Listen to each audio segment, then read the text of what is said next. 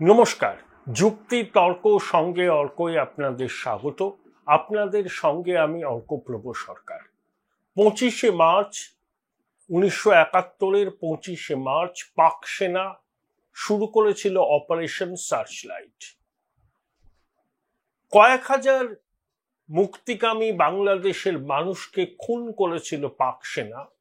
তাদেরকে সহায়তা করেছিল জামায়াতে ইসলামী, আল শামস, আল বাদার, রাজাকার প্রমুখ মুক্তিযুদ্ধ বিরোধী শক্তি। ইতিহাসের কি পরিহাস, সেই মুক্তিযুদ্ধ বিরোধী শক্তি এখন বাংলাদেশের শাসন ক্ষমতায়।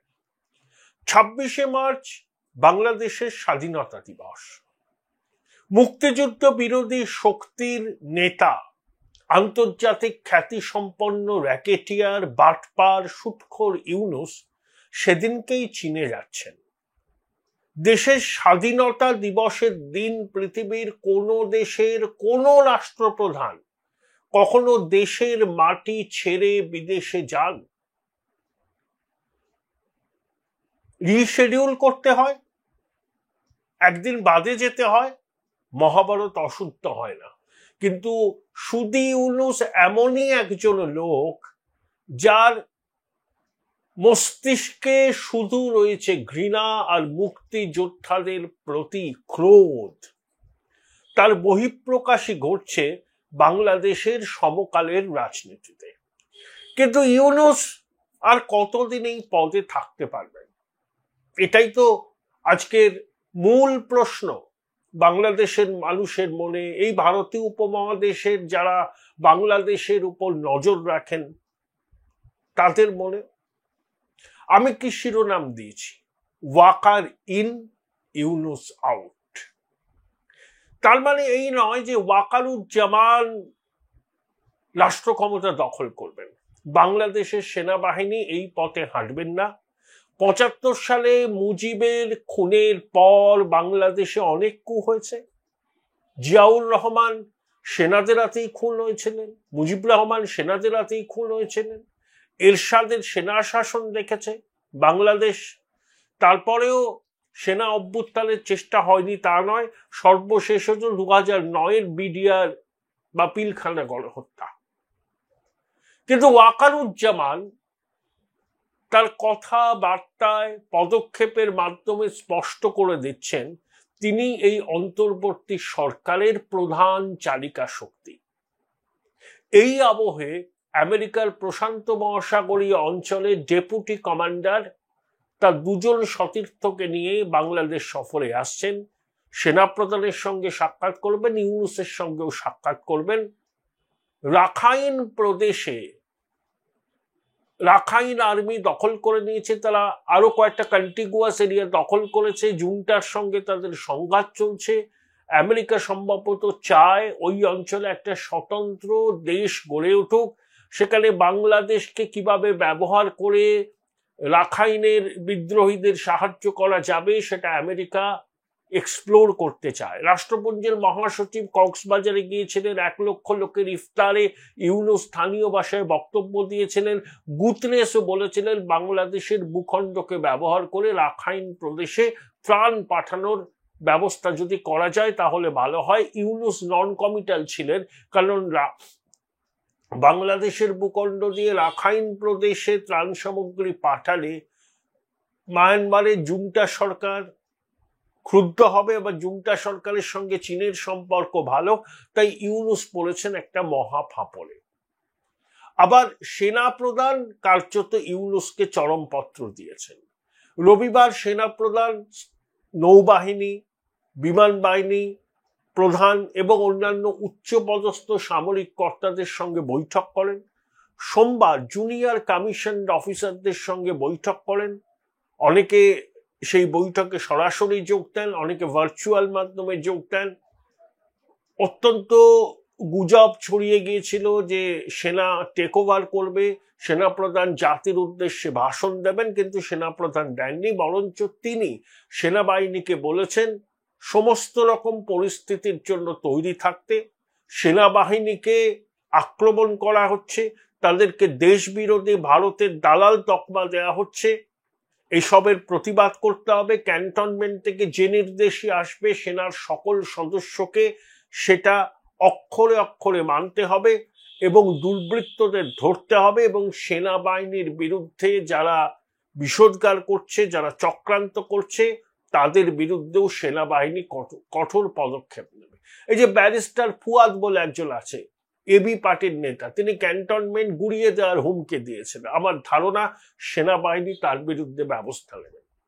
বিদেশের মাটিতে বসে থাকা একজন ব্রাহ্মণ পীর এবং আরো কয়েকজন, আবার কয়েকজন দেশের মাটিতে আছেন যারা পার্সোনাল স্কোর সেটেল করার জন্য, পার্সোনাল অ্যাম্বিশন ফুলফিল করার জন্য ছাত্রদের উস্কাচ্ছে, সেনাবাহিনীর বিরুদ্ধে খেপিয়ে তুলছে, তাদের বিরুদ্ধেও সেনা কিন্তু ব্যবস্থা নেবে। তাহলে আমি কেন বললাম ওয়াকার ইন ইউনুস আউট? এই যে হাসনাত সার্জিস যে দুজন সেনাপ্রধানের সঙ্গে সাক্ষাৎ করেছিলেন, সেনাপ্রধান তাদের ডাকেনি, তারা সাক্ষাৎ করেছিলেন এবং হাসনাত যেভাবে সেনাপ্রধানকে কালিমালিপ্ত করার চেষ্টা করেন, ক্যান্টনমেন্ট ভালোভাবে নেয়নি, আবার সার্জিস কিছুটা সুর নরম করে সেনার ক্ষোভে মলম লাগাবার চেষ্টা করেছিলেন, কিন্তু পরিস্থিতি নিয়ন্ত্রণে আসেনি। হাসনাতের বক্তব্যের মূল সুর আর সার্জিসের বক্তব্যের মূল সুর একই, কিন্তু সার্জিস বলেছেন যে সেনাপ্রধান কোনো হুমকি দেননি, তিনি পরামর্শ দিয়েছেন, এমনকি গাড়ি পর্যন্ত এগিয়ে সি অফ করতে যাওয়ার সময় পিঠে হাত রেখে রিফাইন্ড আওয়ামী লীগ এবং অন্তর্ভুক্তিমূলক নির্বাচনের কথা বলেছেন।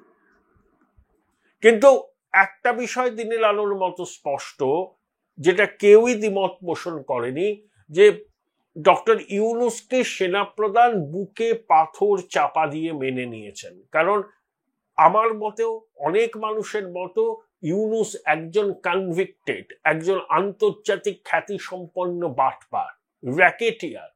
এইরকম একটা লোক 18 কোটি বাংলাদেশের মানুষের ভাগ্যের নিয়ন্তা কিভাবে হয়, সেই প্রশ্নটা অনেকের মনেও আছে, সেনাপ্রধানের মনেও আছে।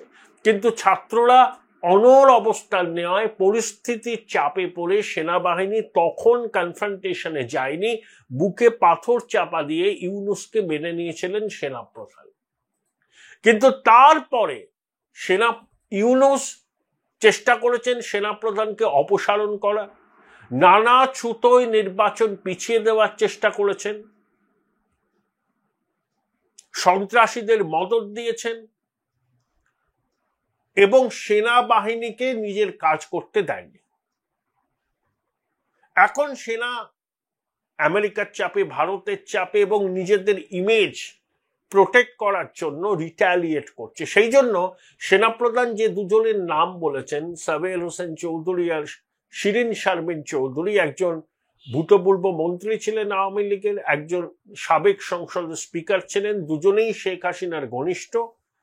এদের নামটা বলেছেন সেনাপ্রধান, রিফাইন্ড আওয়ামী লীগের নেতৃত্ব এদের হাতে থাকবে বলে। অর্থাৎ সেনাপ্রধানের খুব গুড বুকে এরা আছেন। এবার ইউনুসের বিকল্প কি হবে? সেনাপ্রধানের আস্তিনে কিন্তু তাস লুকোনো আছে, সেই নামটাও তিনি ভাসাবেন এবং পরিষ্কার ইউনুসকে তিনি ইতিমধ্যে চ্যালেঞ্জ জানিয়ে দিয়েছেন, হয় নির্বাচন করুন, নইলে বাক্স প্যাটারা গুটিয়ে চলুন। Enough is enough. Join Indian Institute of Hotel Management now. Right choice, right decision.